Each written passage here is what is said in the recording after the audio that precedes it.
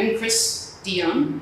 And I'm Elliot Daughtry, and together we are Killer Banshee. Today we're presenting a piece from our archive called Mobility. This is a piece that we put together from improvisational performances that we participated in from around 2003 until 2008. It is an amalgam of many, many learned experiences, workshopping, performing live in long-form improvisational video. It's not narrative, it's more poetic. It's broken into 6 pieces that comprise the full piece, and the running time is just under 30 minutes. And the chapters are, and we'll tell you a little bit about each of those as we go. The first chapter is Waiting Room. And while that might seem a bit self-explanatory, it really is kind of what started this whole piece going, because as my health imploded, we were spending more and more and more time in waiting rooms. And it was changing our art practices even, because it kind of started with me realizing that I was spending hours reading the same 2 pages of a book, because every time I would start reading in the waiting room, you'd get called back somewhere, and then you go back and you didn't remember what you're reading. And from that, I actually started knitting. And it really changed Elliot's drawing practice as well. I started working on small pieces that I could keep a sketchbook with me constantly, because you never know when you are working, when you're in a waiting room and dependent upon medical professionals, you never know how short the wait is going to be, how long the wait is going to be, and that deeply influenced our practice. We also started fairly early on, as we were trying to figure out what was going on with Chris's health, documenting, personal documentation of the experiences around us and that were happening to us directly. And the first thing that we started really taking pictures of were waiting rooms. And so the first piece is comprised of many images culled from the many, many, many different waiting rooms that we found ourselves spending time in. And there were certain things that Elliot noticed happening in every waiting room that he ended up in. Whether I was sitting there waiting with him because we were going to see a doctor, or he was sitting there for a dozen hours, sometimes by himself, waiting while I was in surgery. Clocks, chairs, televisions. Judge Judy. Lots of Judge Judy. And we were in those waiting rooms because we had been searching, and that's where the second chapter goes. The second piece really, we started exploring what could we do with the personal documents, the research notes, the written ephemera that is part of the experience of being in a high pressure medical situation, where there were a lot of unknowns, because when this adventure started out, it started out with a misdiagnosis, and correcting that misdiagnosis and having to take a crash course on learning about what was actually going on. That I think was probably summed up the most succinctly by my current neurosurgeon, who, after speaking with us for about 10 minutes on our first visit, asked what our degrees were, and was shocked to know that we did not have postgraduate degrees in medicine.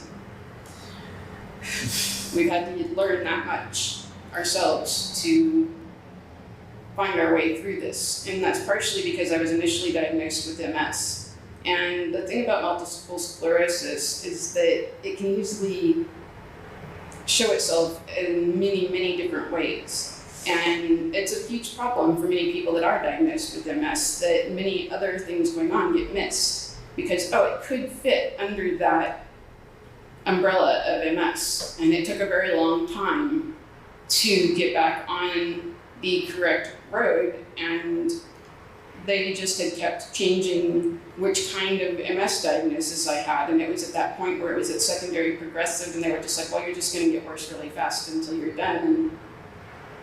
And then another doctor said, well, I don't know that that's what's going on, but it was mainly because I was I was wrecking her research cohort, and she didn't really want me there. The other thing that we discovered very quickly on as we started really questioning what was going on and trying to get answers is the higher the level of specialist you're working with, the closer you have to be able to speak their own language, because they're never going to speak yours. So many of the terms that are presented on screen in the second piece reflect that, and the very steep learning curve to be able to actually find answers, if there were any. Which leads us into the third segment. Because sometimes you just need a little bit of distraction and reality check, I guess, for us as well, because I started using a wheelchair in 1996, and I didn't get a wheelchair van until a few years later when we moved out to the Bay Area, and I found myself needing a power chair because I couldn't really get around with a manual chair anymore. And we ran across online at the University of Michigan these wheelchair crash tests, and they were an eye-opener. The wheelchair crash test sequence was heavily culled from live performance that we did with a group called Illuminated Corridor. It was originally designed as a long-form performance for an audience that would come and go, sometimes in clumps as a steady stream. These were events that were performed mostly outdoors. And so the idea was that we didn't have to have a piece that really spoke so much to narrative, but spoke more to an experiential way of looking at video and participating in video, both as a performer and as an audience. The audience would be behind us as projectionists as we would project these on facades of buildings at a very large, or the largest scale that we could manage. We started doing this in the Bay Area around 2005 and continued doing that for many years to follow. But it was one of the earliest major projections that we did outdoors.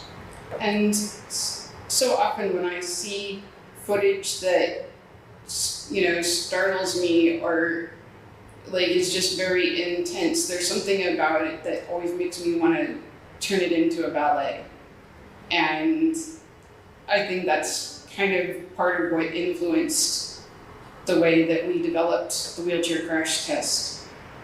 Not to mention that having a wheelchair in a van, flying down the highway, the dangers of a wheelchair in a vehicle, if it's not properly tied down, is a little horrifying. But at the same time, it's entrancing in the slow motion of watching the dummies and watching the chair fly, simulating the crash test. And because we had just come out of this place where I had this very definitive diagnosis, but we were still fighting to get the right care and treatment, and we're starting over basically, we went into the new chapter as diagnostic because it was starting over, and I had been through so many tests in my life, but here we were as if we didn't know anything that had happened, because we had to start over and we had to discount everything that we had thought about thus far to really rethink what might be happening. The diagnostic piece represents some of the first images that we really had medical professionals allow us to access them and to have them on camera. One of the things that's interesting about this piece as a whole is we really learned a lot about negotiating with professionals to allow us to do personal documentation. When we were doing this, when we were taking the documentation, we didn't really have a plan to turn it into a performance piece, much less a live performative video. It took a lot of work to be able to take audio recordings, to take still images, to take video of some rather esoteric procedures that were the actual diagnostics that were used on Chris in order to figure out what was going on with her health. And that's what we use to make diagnostics with. As one might guess, dealing with severe illness, I have ended up on a lot of prescriptions, and Elliot would sometimes sit kind of fascinated at the patterns made by me putting together a week's worth of medications, and one week he asked if we could just set it up on a clean surface while I put my week's medications together so that we could videotape it. And that's what created Pill Count. Pill Count follows a long tradition in experimental video, single shot. It's a modified single shot piece, but it is possibly the most narrative, anti-narrative that we as Killer Banshee have ever done, because it is literally a pill count. And all that the video consists of is the sound of the pills dropping into their containers and how long it actually takes to put together when you rely on a fairly large amount of medication to keep you alive. It is I think, a very fine example of this tradition within experimental video of doing this. It harkens back to William Weckman and many other fine video artists that have experimented with this particular form over decades now. And I think you'll find it pretty entrancing. As you might guess, with complex situations, we're still in the middle of it. And so the final chapter is the interminable middle. I started calling what we were dealing with the interminable middle because, yes, when you have a never-ending health condition, where do you know where it's going to end? And so this is the final piece in this set of sequences. Serves as a reminder for us that we're not done yet on this. Also of the beginning of what became truly the interminable middle for both of us, dealing with the health crisis. It's one of the only, I think it is the only piece in this that my face actually appears. That is actually a picture that Chris took from the intensive care unit of the Long Island hospital that we were at, where the first of two major surgeries happened for Chris that we're still living with the consequences of to this day. We developed this piece in this particular approach because we really didn't want to create another medical drama. We really bristle at the way that a lot of medical stories are told on television and in other situations, and it goes very, far afield from the way that we work anyway. We work in non-narrative, but often sequential approaches. And there was such an interlocking set of experiences that are what led us to make this piece, that it often was more circular than you could possibly ever lay out in a narrative. The tropes of medical narrative on television in particular, where you really have a stereotypical need for a beginning, middle, and end, which for many people just simply does not exist when you are dealing with medical crises. Those stereotypical approaches and this desire for narrative is a very powerful one, but it doesn't really capture how it feels to be in the middle of it. And we decided to preference the poetic and the emotional whole of the experiences in a way that made sense to us, that helped us process how traumatic it actually was. And if you are a person who has been through your own traumas, if you're sensitive to the way emotion works or to sound that is not always musical, but is intended as a soundscape, be prepared, because this is not a piece that is designed this is not a piece that you would go to for a rave, say, or a dance party. That's not what we're presenting. It is a way for us to process our own trauma, our own way of seeing through and utilizing our own documentation and rediscovering how to make that into something that communicates the real essence of what went on for so long for us. So we've given the normal, now needed alert before watching, and we hope that you... Just a couple more notes. The other thing about this being an archive piece that we ran into when we started looking at reperforming it is that we're working in a medium that is very fast moving. Video as a medium in and of itself is a very young medium, which is pretty easy to forget because television's been around since the 1950s.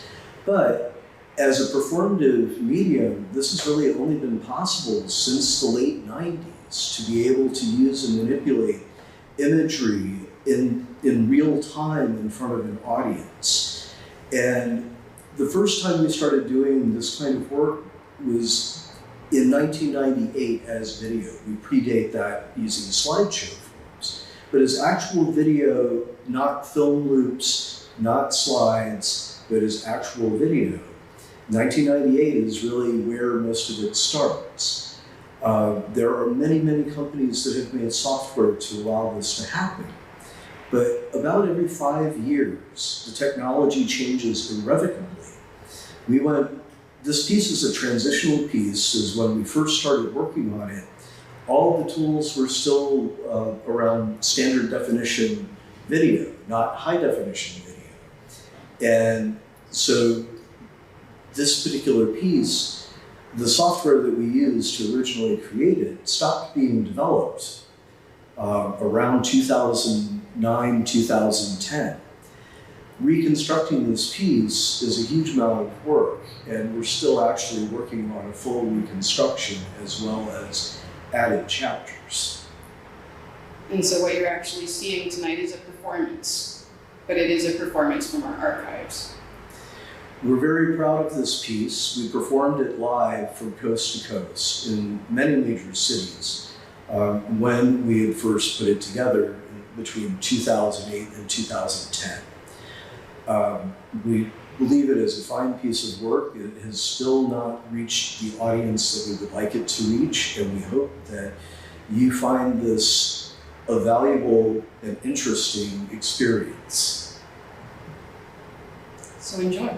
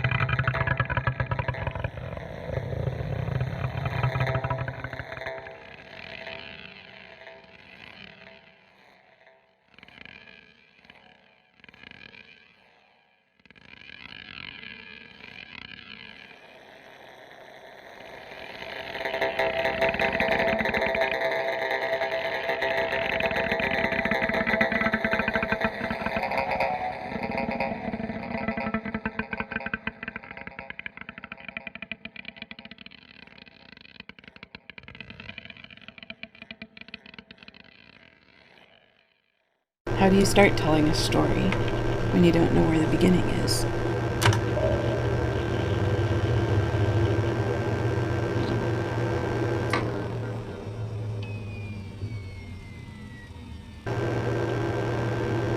It's not a three-sentence, polite at the cocktail party conversation, and it stopped being that a long time ago.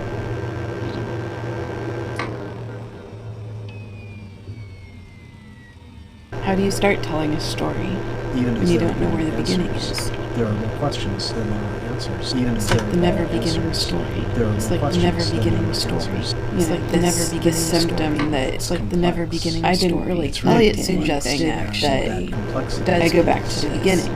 You know, Just this becomes more symptom complex, that and even I as didn't there really have connect been to anything answers, actually there are that more I questions does than connect. Go there back are to what the answers. first diagnosis was. This symptom that which was Noonan's. I didn't really connect to anything actually that I go back to what the first diagnosis how that was relates that I to how that relates to found, and so trying how that to relates to disconnect all the symptoms how that from relates the to MS how that relates was to a difficult how that process relates itself. to Found how that relates to how that relates to back of my head, mixed and back for the answers to what's going on with the back of my head.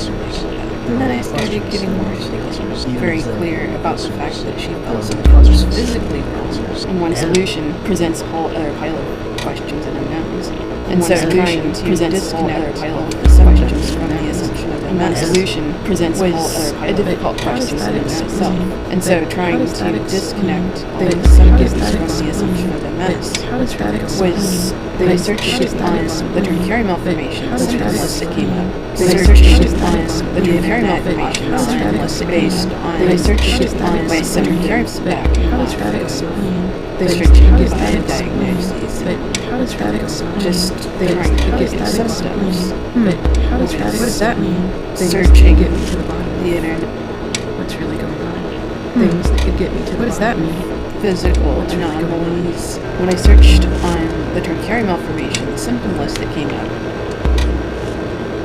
When I thought at the end of the day that When I searched headache on that I had the my whole tertiary life, malformation the symptom list that came circus up, decided I how that didn't really relates fit to into hyperextension, how that relates to decided I how that didn't really relates fit to into what could get me how that relates to how that relates to searching the internet. Certainly, the very internet MRI that I had done actually listed searching on this on the very internet scan that I had done actually listed searching this on the basically CT scan that on the internet see here's problems when to this on the searching the internet certainly you would have thought at the end of the day that searching the headache that I've had my whole life they call this circus bendy how do you start telling what is the beginning when you don't know where the actually beginning be is? just becomes How do you more start complex. telling a things story that could get me to the when you bottom don't know of where the beginning is?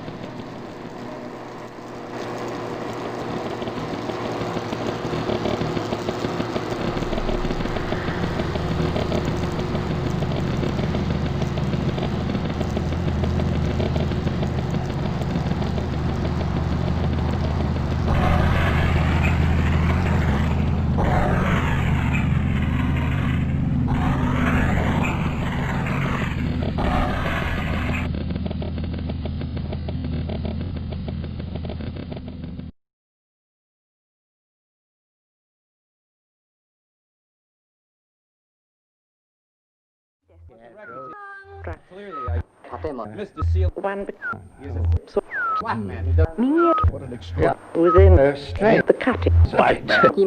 Went down to this. So you were right. Oh, Mr. Gunston. I think let us. It's hard not to sideways.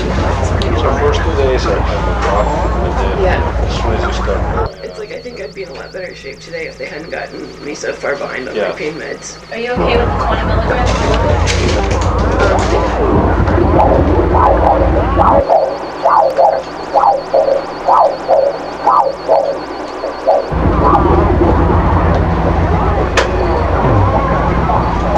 Can you roll up a little bit more because you're adjusting its saturation? Okay, can you pull just a little bit on that? you're good.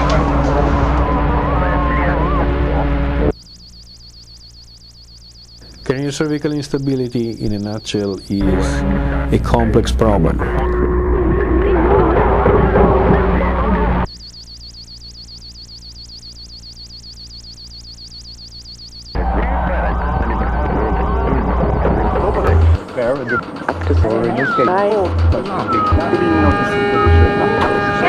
Big tether.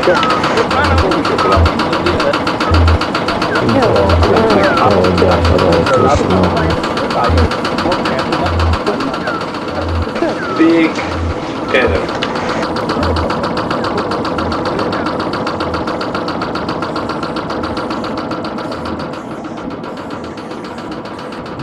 Can you tell me what you found? Because we never really got a full report from any of the surgeons. Big tether. The scale of 1 through 10 was a solid 8. It was big lateral backing on the roots, which happens when the roots are under tension with the column, and everything became more relaxed and moving around, fluctuating, and the flow went from 0 to about 3.5, 4, certain point even 5 in certain spots. But the average was 3.5. And because it worked, there were no problems about leakages or whatever. You had good tissues from the beginning.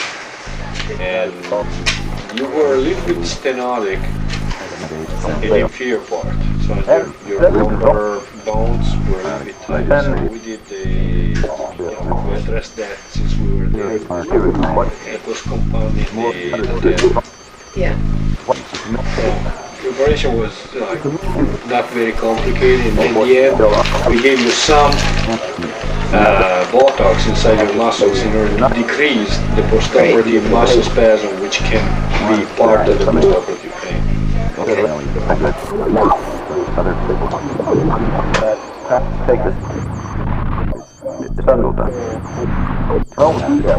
We're going to have a better understanding through the diagnostic workup. There is the problem of how do we fix it. Surgical fixation of the craniocervical junction and the craniocervical instability in particular is a very challenging task.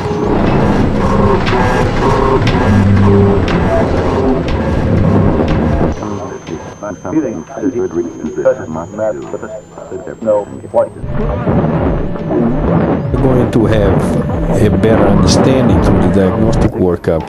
There is the problem of how do we fix it.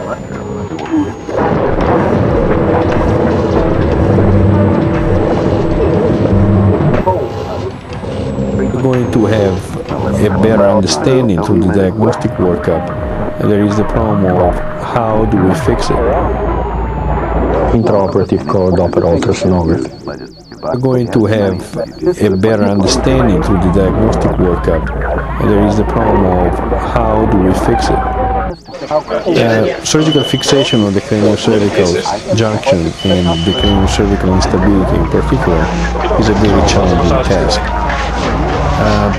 The technical problem that we're facing is that one of a big and heavy ball connected to a chain of bones. There is a lot of stress in this specific segment, which is the craniocervical junction, the junction between the first vertebra and the base of the skull.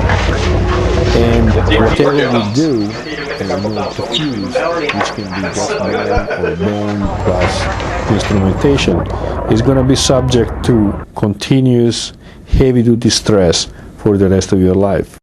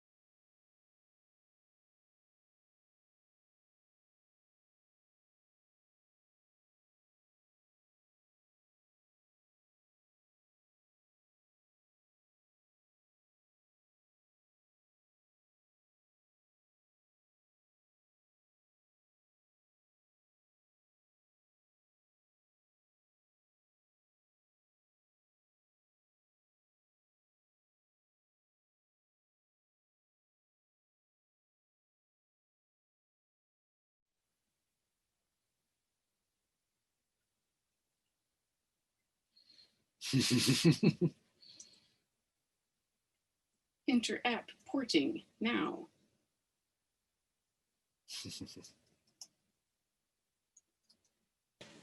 All right. Can you hear me all right? We can. We can. Great. There we are. And it sounds like our audience can hear you as well. Great. Okay. Welcome to our viewers out there in Internetlandia. I want to introduce Christy Young and Elliot Daughtry, the members of the Killer Banshee. They just presented a fabulous performance for us tonight. I think we're all like super excited. Welcome to our viewers and internet. And during these times, of course, like it's was an incredible challenge, of course, for everyone to put this together. The members of Killer Band. Maybe just to what we're going to do here is presented a live Q&A. Nice. I think we're all like super with artists. Just turn on the Zoom audio and turn off the other. And oh, thanks, Chris and Elliot. If our audience wants to post questions in the YouTube chat, I will be watching the chat and ask the questions to the artists. Turn off the feed on that. Just leave the TV on and turn. There we go. Now we should be good. Hello. We're having a few difficulties on setting up our stream here. Our audio wanted to go in 3 places at once. For us tonight, I think we're all like super excited. Welcome to our viewers. And oh yeah, maybe can you mute the audio on the stream? Because I can hear my voice. Because we need to mute the YouTube audio, period. Maybe just to, what we're going to do here is present a live Q&A. So turn off the Safari feed. That's off. And if, turn this down. And make sure that our feed is there on. we go. Got it. Okay. Finally. I think we've got ours under control finally.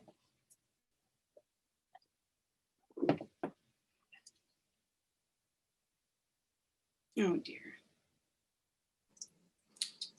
Okay, that all sounds better. All right. Yep. There we go. There we go. Pretty interesting, like cacophony of like feedback there.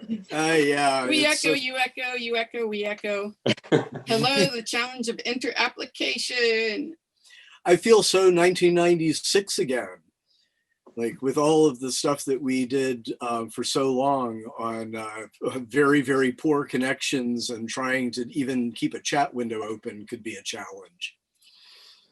And Smiley, right off, it's like, if I had an exoskeleton, I'd be on my freaking feet and be dancing and psyched and would not be able to wait to see you and go dancing again. So let's keep working. Yeah. Yeah, we can always do it in the streets. Mm-hmm. That's what, I'd be able to kick some ass in the streets then too. That's what people are doing these days, taking it to the streets. So maybe just to start, how was that experience for you all? Going through kind of this virtual presentation, and I'm not sure if people noticed, but we tried to make a more live connection by bringing you two to the space and giving that introduction, which I think was, I know for me, like watching the piece, it's already very strong, like powerful piece, but then hearing everything, all the context around that, and the really human kind of level to it, just adding that dimension really just turned it all up, another couple notches. Oh, it was pretty. Yeah, tell me about your experience during this whole thing. Well, it was pretty overwhelming to watch ourselves because we've never done a from the archives. We've always insisted on live performance because of the like 20 levels of complexity right now with doing things over the internet only. This made the most sense, especially because of just the chaos we're in right now, dealing with lack of air and fires all around us and everything else. It just like, we've been dealing with so many, yeah, it's just been chaos. And so it just made way more sense. But it was fascinating because we've literally never watched one of our own pieces. As audience members, it was actually a pretty interesting thing. I also think that the kind of work that the work that we put into this particular piece is probably more resonant now than when we actually made it, because there are so many more people that are struggling with really difficult situations, and this is a piece that really, when dealing with, what do you do with it? You know, where do you go? How do you process what is happening in the world around us, and how that impacts you, and what kind of work is going to come out of our here and now. Looking back on this piece, you know, the last performances of material that we did with this piece were, I think, about 8 years ago. But it certainly, I think it's more relevant now than ever. Smidge. Sorry about any background meows. It's like we have a tiny baby kitten that of course slept right through until our microphone was live. And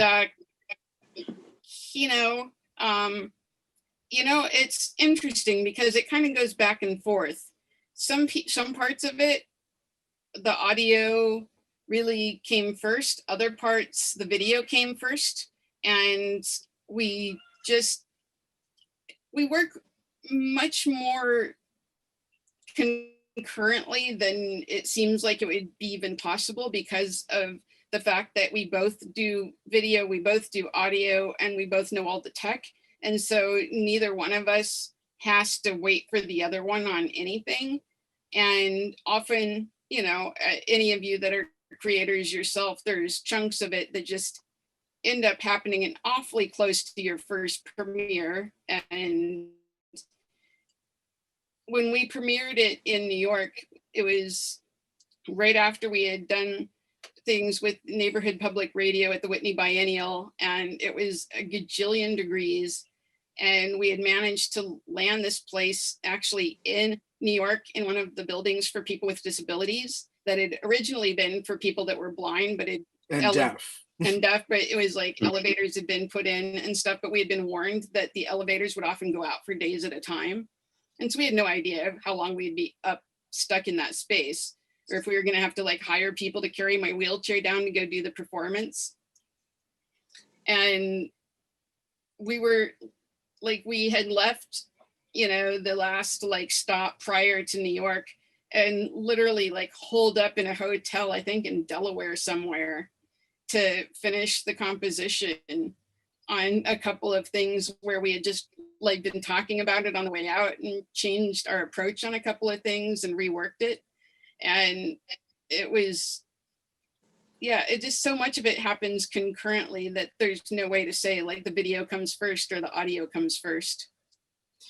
The other thing that I'm just going to add on there, almost all of the audio that we used, as much of it as possible, was taken from documentation. It's actual sounds from being in the MRIs. Hospital, the MRI sounds from the original, from those scans. The voices that you hear that aren't ours are doctors and physicians assistants, and the entire crew from the Chiari Foundation Institute, where the doctors that we were working with were located.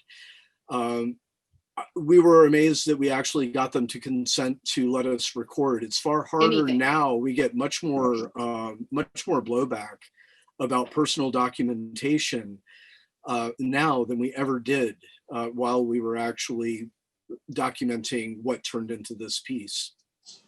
But they were pretty conservative about it.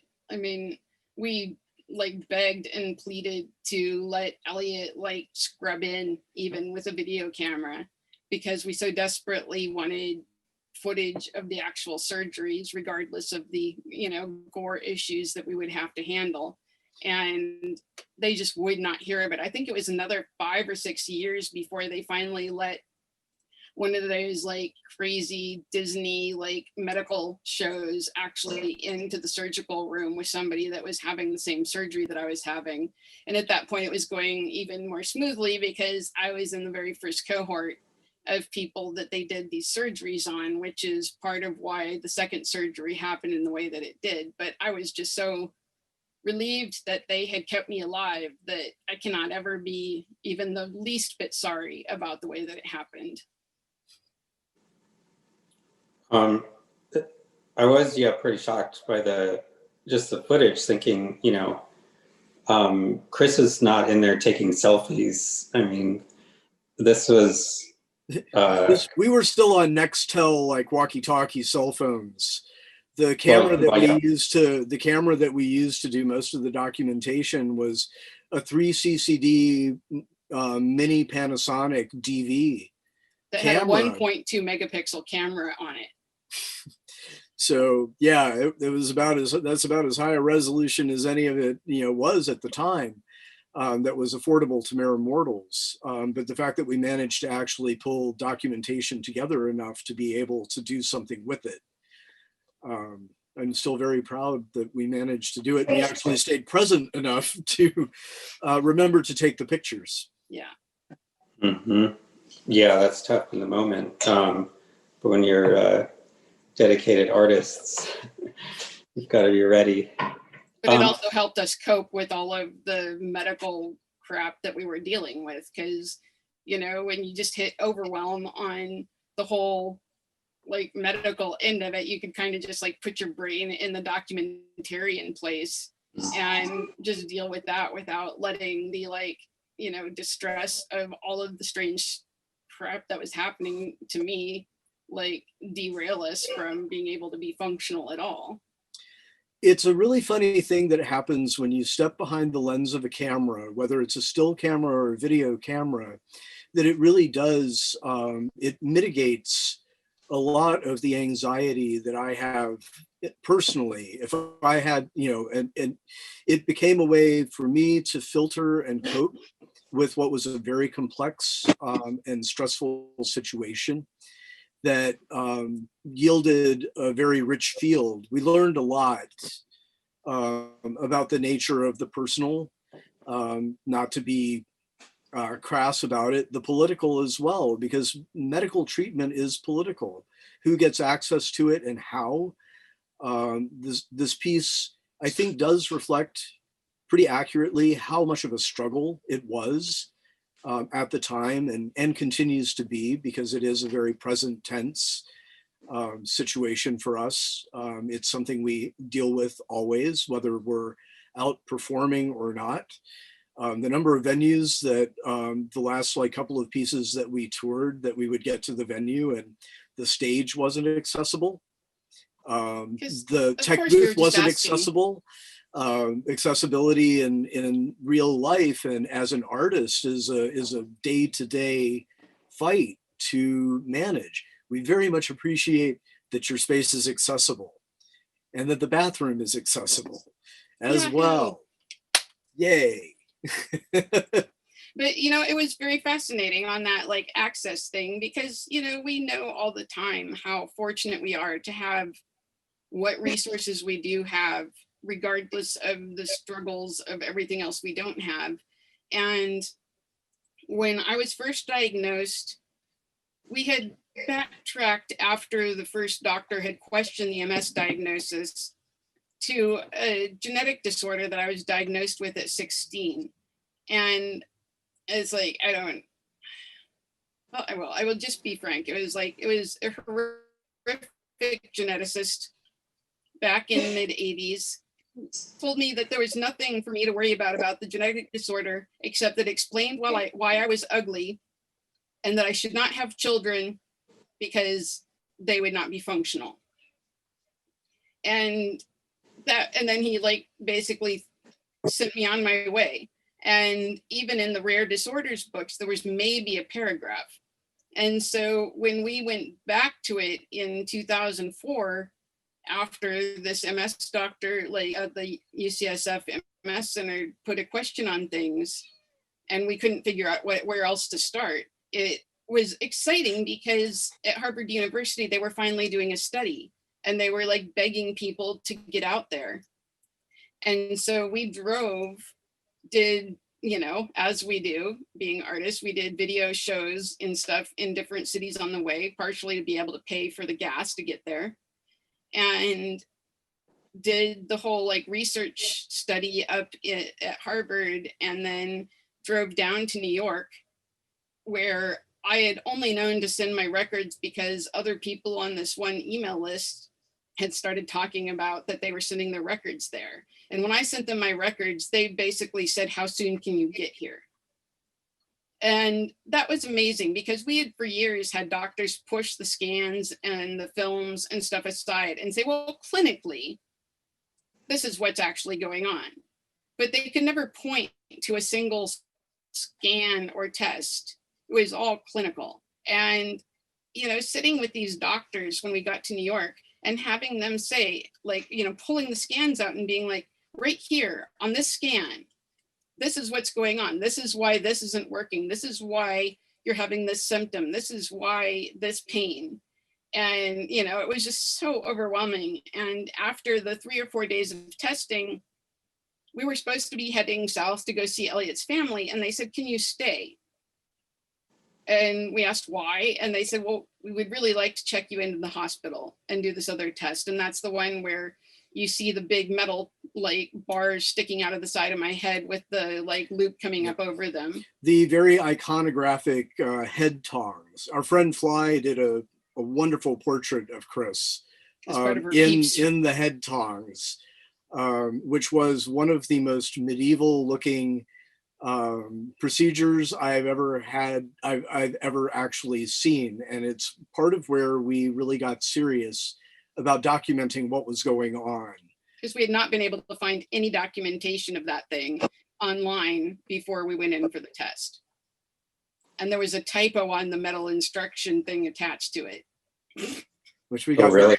Yes, we got fascinated with just that. Yeah, there's this metal tag that was on the back of this. About the weighting, because it went up over a pulley to lift my head basically up off of my body and take the pressure off.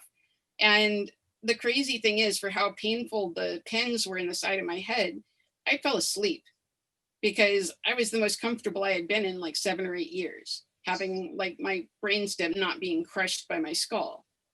And when we came out of all the testing, this fantastic Italian doctor, whose English was pretty funny sometimes, said, you know, you need surgery. And I said, of course I need surgery. You're a neurosurgeon. How many people do you use your surgery on? Percentages. And he said, deadpan, 3%. And I was like, oh, crap. Okay, so like in the next couple of years? He said, no, if you make it 6 months, you'll be lucky. And I was like, yeah, you know, things that were going on, I kind of understood where he was saying that. And I was like, I don't think we want to have our van out here after I have brain surgery. Is there time for us to drive back to the West Coast and fly out? And they said yes. And so we headed back. And then we were realizing like we didn't have the funds to be able to fly back to New York. And I started asking around, and we actually found a medical flight. There's several different groups that provide, you know, a way for different people to donate their miles and different things to help people that need to make medical flights for various reasons. And that's how we got back out there, to be able to do that surgery.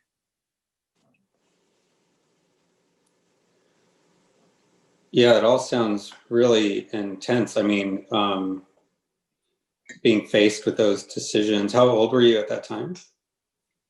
I was 35.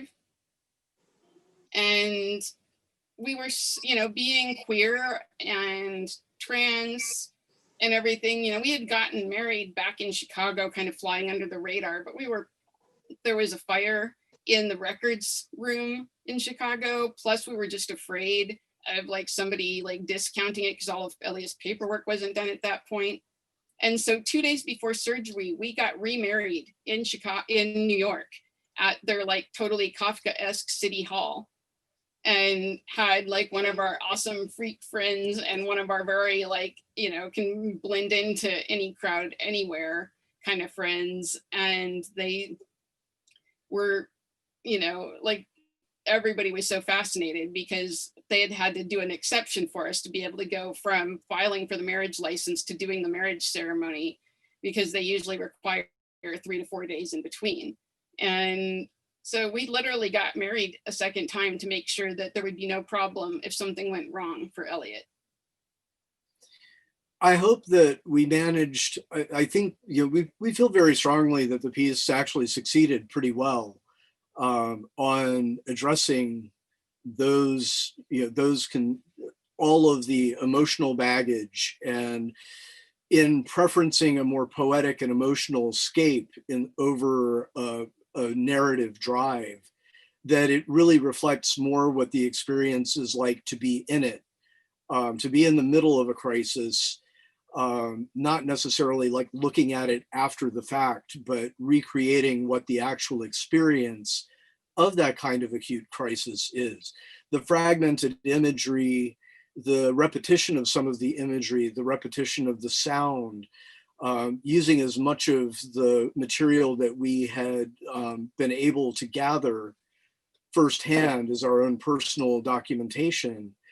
How do we make something out of this material that isn't you know, yet another documentary, but really reflects more what the real experience is, at least for us, and hopefully for the audience as well.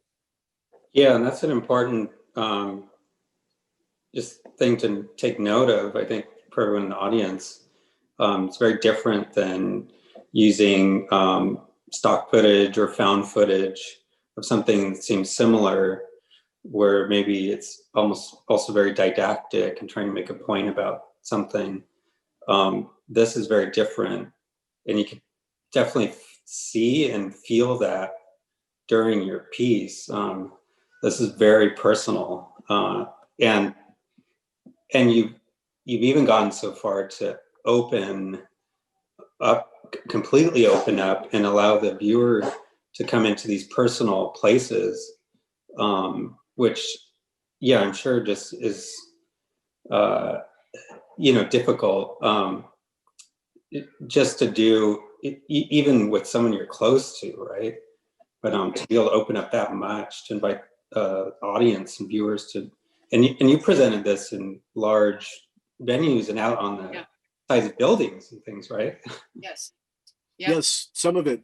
Not all of the material was done as outdoor performance, but a lot of it was workshopped as part of the Illuminated Corridor series. And we very much used what we learned from the long form, slow kind of nature of the Illuminated Corridor experience of being outside with sometimes 20, 30 other presenting artists that are creating basically this literal corridor of projection along facades and tiny pools of sound that were really only available to the people that were really right there in front of what you were doing video-wise, as a jumping off point to develop it and to really consider what we really wanted to have on screen and what we wanted people to hear.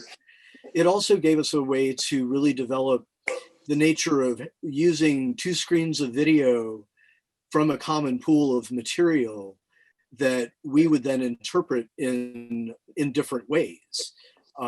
Make it more conversational. Yeah, between us. Many of the performances that we've done, it is very much a dialogue between Chris and myself on whatever we're actually trying to present, what we're talking about, what's on screen, what the audio is, to really push the idea of what that is. Now that we're all using Zoom and we have HD, HD TVs that can easily have 2, 3, 4, like the virtual DNC, where you have all these vertical TV screens, and you're representing people virtually on these screens. But at the time we were doing our work, there wasn't really a lot of dialogue about dual screen anything, or what it would mean to perform live across 2 screens and have it come across as a dialogue. And it did, in the workshopping, save you all tonight from a few things, because we definitely had some strong reactions to a couple of pieces of footage we used early on that people were just like freaking out. And a little too graphic. We backed out of exactly how much of those kind of things we were using, so that people would be able to experience the piece and not just lose it about like this one thing. It's doing something for a live audience that you can see right there in front of you, see the reactions, and also know it's probably only that group that may see this particular iteration of your work. Yep. Very different than this way of like presenting work, which goes into, goes onto the internet, which replicates itself over and over again. Yep. But we do want to keep this on YouTube to allow people to come back and be able to watch it if they did miss the show tonight. Yeah. One question from the audience. Your sound design is so amazing and dense and layered. Does your audio work lead the creation of your visuals, or do you compose after editing the visuals? It's a combination. We use several different tools to address the audio. And depending on, sometimes the pieces are actually composed in parallel, like the audio composition goes along with the video composition. The audio and the video frequently have major swaths that are improvised and then honed from improvisation. We've worked in an improvisational mode to really refine material for many years, going back to when we first met. From the night we first spent time together. We've been together since June of '93. And before any other intimacy or anything else happened, we spent hours improvising and messing around in the studio together. So it's kind of natural to, basically like listen to one thing or watch one thing and go, this. Some of it is formed out kind of as a musique concrète kind of thing, because we do heavily use the documentation. Also, at the time that we were really working on this, is when Ableton Live really first started coming on the scene for being able to use as a looping improvisational tool itself.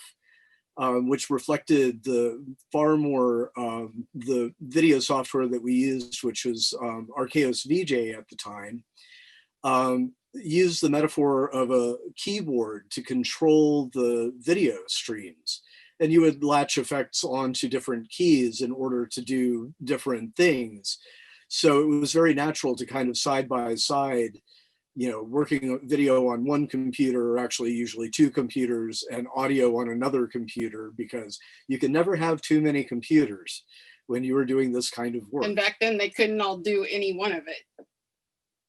Yeah, or at least not simultaneously. Yeah. You can do that without breaking a sweat on a pretty minimal iMac or Mac Mini at this point. But at the time, it would push the limits of what we were doing to be able to get stable video using 320 by 240 video clips.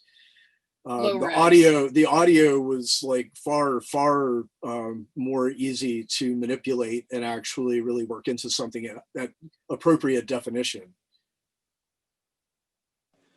So I think we're about to run out of time here. Yep. This has been a great evening. really like, I mean, just as a, from like the shapeshifter side of things, like it's really great to have artists who will be able to show up and kind of be present. And I think what we're doing at Shapeshifter is very different than just, uploading videos for people to watch. This is a moment where we want to have a shared experience where audience and artists can come together. Thank you so much for doing this. Is there any?